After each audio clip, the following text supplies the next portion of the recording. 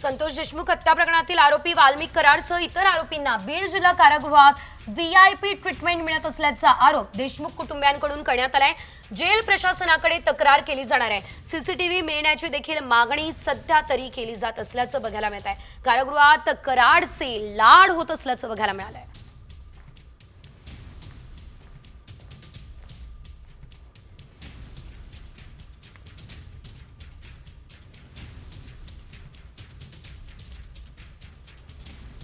अजून काही कर्मचारी आहेत, तुम्हाला दिवसाची आणि तारखेसकट मी तुम्हाला लिहून माहिती दिलेली आहे की कशा प्रकारे आरोपींना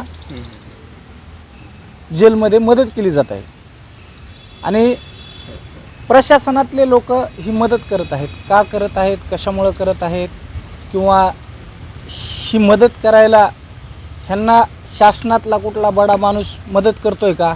जो ड्राफ्ट तयार केलेला आहे ती तक्रार आम्ही जेल प्रशासनाला देणार आहेत आणि त्याच्यावर काही कारवाई होती का ते बघणार आहेत। मला तर वाटतंय तक्रार देण्यापेक्षा जेल प्रशासनाने स्वतः चौकशी केली पाहिजे।